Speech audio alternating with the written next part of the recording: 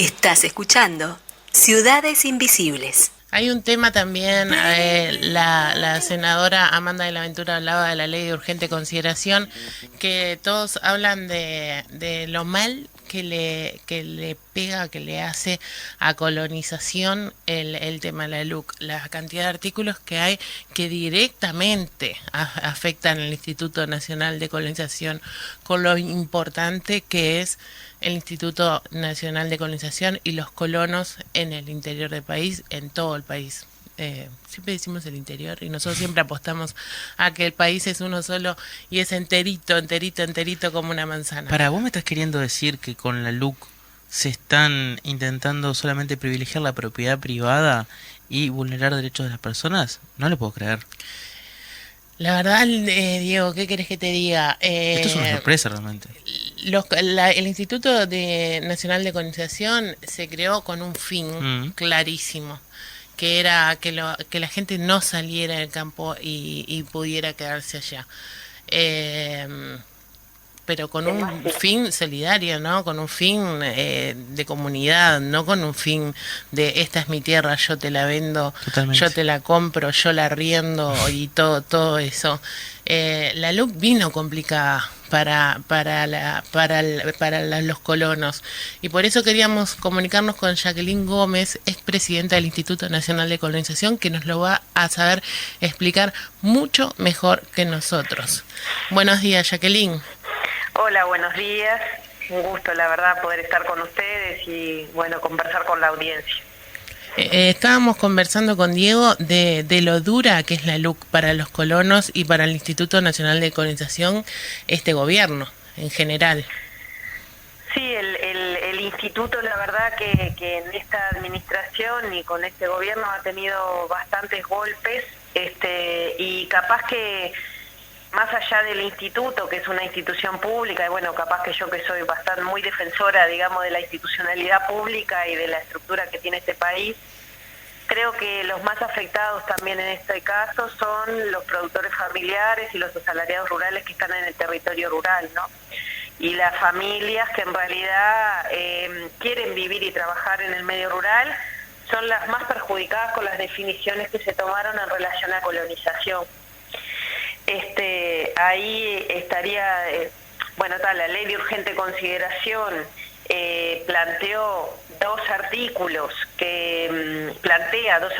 que hoy están en el referéndum para ser derogados con el voto del sí, que hacen un cambio sustancial en las políticas de colonización, en lo que es el rol social de la tierra y el perfil de los colonos, porque quita la residencia y la obligación directa y la explotación directa como obligación, haciendo un cambio sustancial en los usuarios de las tierras de colonización, y ahí es donde se impacta más sobre la producción familiar y los asalariados rurales, que realmente son los que viven y trabajan en el medio rural, dejando que en realidad gente que ni vive ni trabaja y que tiene otras actividades, que de repente vive en Montevideo, en Paysandú, en lugares o en ciudades, y desarrolla otras actividades, incluso funciones públicas, puedan ser colonos y usuarios de las tierras de colonización, una política subsidiada por el conjunto de la sociedad uruguaya, ¿no? Entonces, los cambios son muy importantes y junto con eso ocurrieron otras dos cosas posteriormente a la ley de urgente consideración, que es en el presupuesto se empezó quitando el 90% de la partida presupuestal y bueno, y en la rendición de cuentas se terminó de dar el último batacazo, porque se le sacaron las dos leyes que daban recursos genuinos al Instituto de Colonización para poder comprar tierra. Y ahí, bueno, está claro que en este país la tierra tiene propiedad, que está totalmente regularizada la tenencia de la tierra, y bueno, en realidad sin recursos el Instituto de Colonización no puede hacer políticas de tierra, porque el instituto tiene que comprar e invertir en la compra de tierras para poder generar nuevas oportunidades en el medio rural. Sí, es importante esto que decía Jacqueline, que como siempre decimos, sobre todo los temas relevantes que se pueden encontrar justamente de los 135 artículos que se quieren anular de la LUC, en la página Vota Sí encuentran toda esta información muy clara, muy disponible y además justamente de fácil acceso. Si entran a la parte de los 135 artículos en la página Vota Sí, hacen una búsqueda rápida por colonización y les van a salir estas modificaciones justamente que Jacqueline nos estaba comenzando a contar. Los artículos, así como decía Diego, es el 357 y 358, vinculados al instituto, y hoy están a referéndum, porque en realidad me gustaría que quede claro que cuando las organizaciones de productores, Comisión Nacional, Asociación Nacional de Productores de Leche, un conjunto de gremiales, las mesas de desarrollo rural, organizaciones de base, plantearon en el Parlamento y por distintos mecanismos la necesidad de que esos artículos no estuvieran en la ley de urgente consideración. Entonces, es una reivindicación de las propias organizaciones que nuclean a asalariados rurales, a productores familiares. Las organizaciones de asalariados rurales también lo expresaron, la UNATRA y otras organizaciones se expresaron en contra. Y bueno, entonces, cuando se discutió la ley de urgente consideración, este conjunto de organizaciones que nuclea a productores familiares, asalariados rurales, que conocen el impacto que tiene el instituto en la vida de las familias a las cuales representa, y que conocen realmente que es esencia para ellos vivir y trabajar en el medio rural, estuvieron en contra, o sea, plantearon su disconformidad con que esos artículos se estuviesen en la ley de urgente consideración. Entonces, esto que nos venías contando, Jacqueline, claro, es importante porque da cuenta de que estas modificaciones en dos artículos en particular de la ley de colonización cambian por completo, le dan un giro de 180 grados a todo el espíritu de la normativa y de cómo se venía aplicando. Sí, sin ninguna duda. Claramente, Diego, cambia la ley de urgente consideración el espíritu de lo que es la colonización en el Uruguay históricamente. Jacqueline Gómez, que es ingeniera agrónoma, o sea que no es una citadina y que estuvo enfrente al Instituto Nacional de Colonización y que debe conocer todas y cada una de las colonias que hay a lo largo y a lo ancho del Uruguay, sabe muy bien, incluso yo creo que puede conocer hasta a las personas, una por una, que son colonos.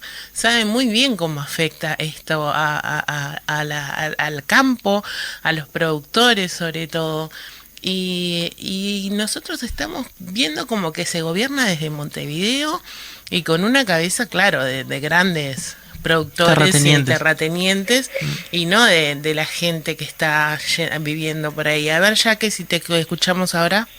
La realidad es que el instituto se crea en el 48 para poblar la campaña, para generar condiciones para que la gente se pueda vivir y trabajar en el medio rural y para que la campaña esté constituida en comunidades, digamos, ¿no? Y que la gente pueda realmente desarrollar el proyecto productivo y el proyecto de vida.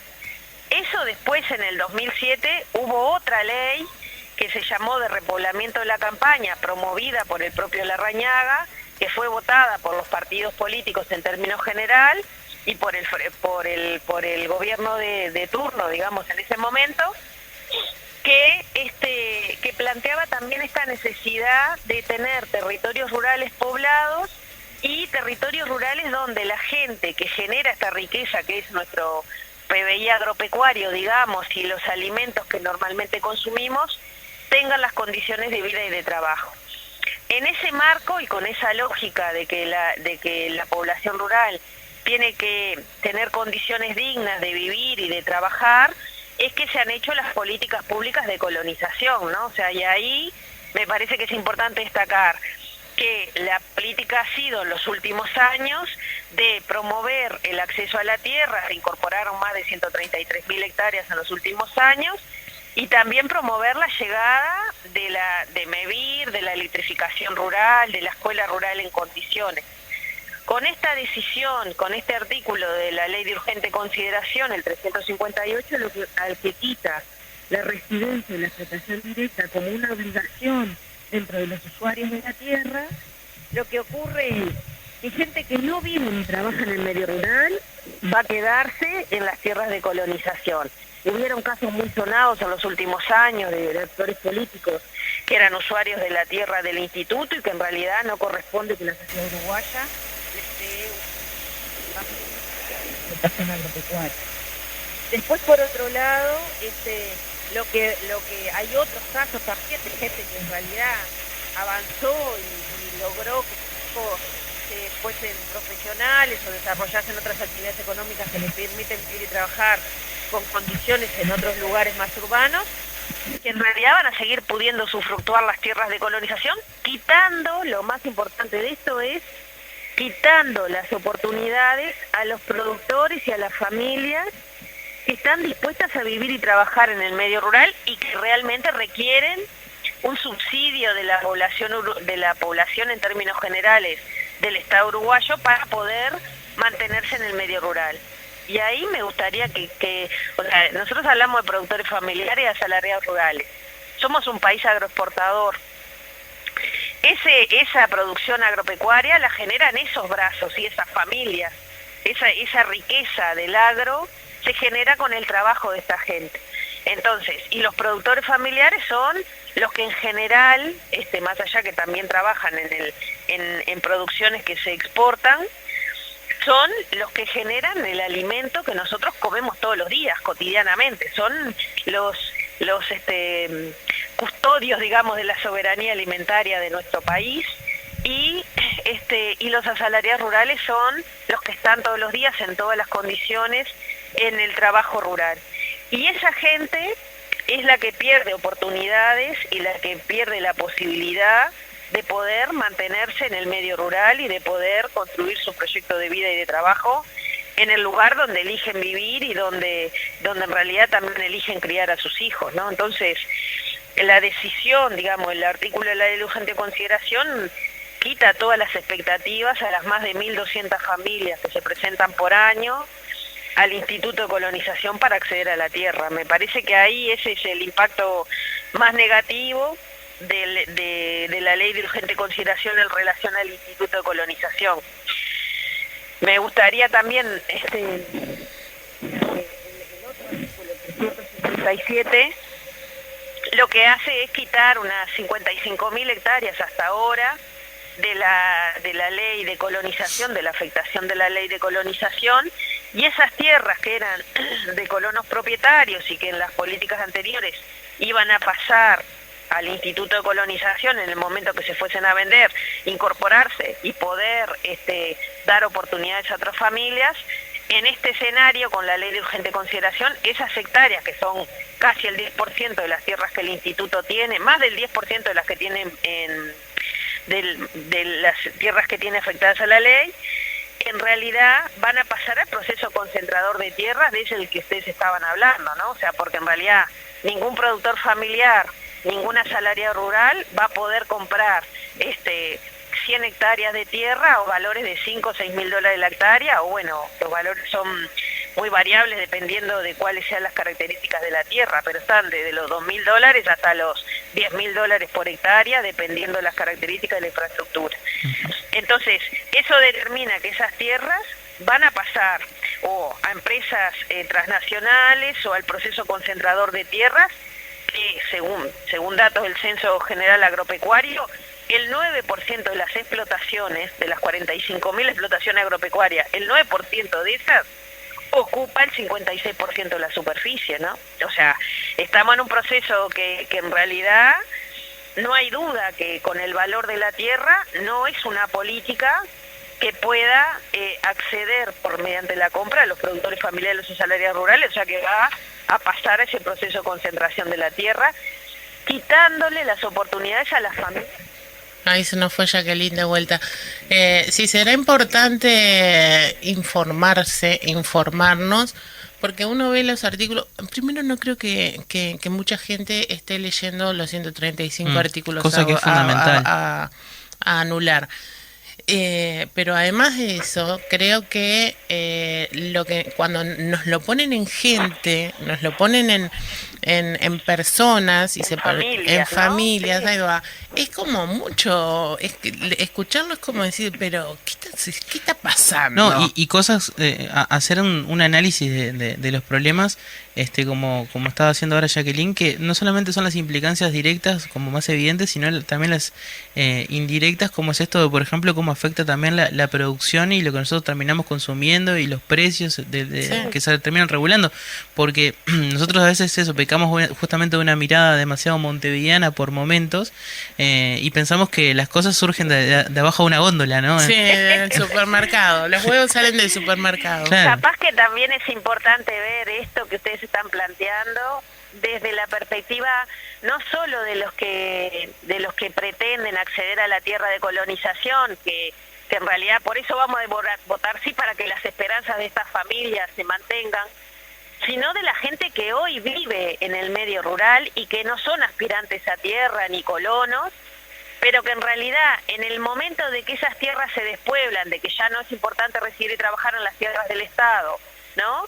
Se te despuebla tu entorno de gente, o sea, esa construcción social que hacemos todas las personas, te vas quedando solo en el medio rural porque sos un productor que no sos ni colono ni aspirante a tierra, pero vivís en el medio rural, te vas quedando solo en ese territorio y ahí junto con ese despoblamiento de la campaña viene el proceso de pérdida de condiciones de calidad de vida, ¿no? Porque cuando no hay gente, no hay caminería, no hay escuela con chiquilines y por lo tanto las escuelas se cierran, no hay electrificación rural, que es una inversión que se hizo con mucho esfuerzo para llegar a los lugares poblados, ¿no? No hay servicio de locomoción, no hay actividad de recreación, te queda más lejos la salud.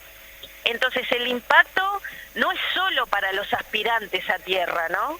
Ni para los productores familiares que necesitan ampliar su escala de producción, ni para las organizaciones que necesitan emprendimientos colectivos para poder mantener a las familias a las que representan en el territorio. También es para la gente que eligió y que hoy es productora familiar, que no están vinculados al instituto, pero que viven en un territorio, porque eso a veces no lo vemos, o sea, acá no es solo relevante, o sea, nosotros somos seres sociales y construimos, digamos, con el resto todo, ¿no? Nuestros vínculos, nuestra vida, la calidad de vida es también colectiva, ¿no? Y el acceso a los servicios también es colectivo.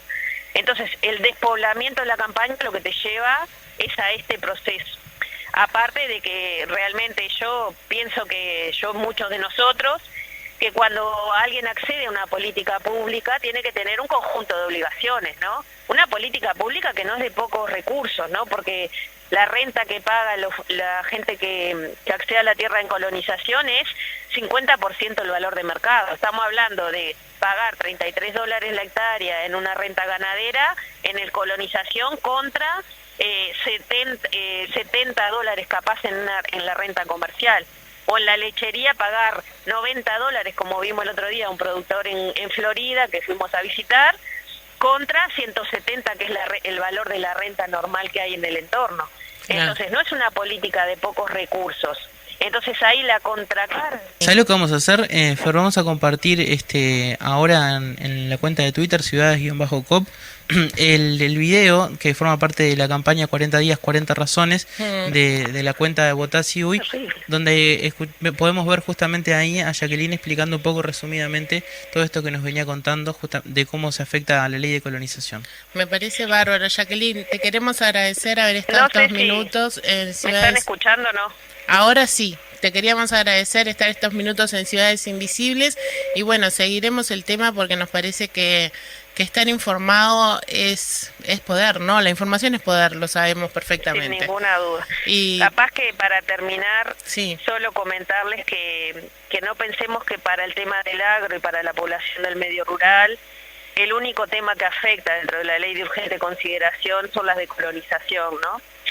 Porque como todos sabemos, el tema del combustible y de los valores estos, los cambios que han habido en el precio del combustible por la aplicación de la ley de urgente consideración y por el futuro también de esto, impacta negativamente en los sistemas productivos, en los costos de los insumos y en el sistema, en la vida en general, aparte de impactar en el bolsillo de todos nosotros cuando vamos a comprar los fideos o el aceite, ¿no? Claro Pero, que sí, claro que sí. Entonces hay un conjunto de acciones, la escuela pública, que tienen que ver con la calidad de vida y las condiciones para que la gente pueda vivir realmente y trabajar en el medio rural en condiciones de ciudadanos dignos y dar oportunidades de generación puesta de trabajo en el medio rural. Es así. Muchísimas gracias, ingeniera agrónoma Jacqueline Gómez, por estar esta mañana en Ciudades Invisibles. Bueno, muchísimas gracias a ustedes. Un abrazo. Estás escuchando Ciudades Invisibles.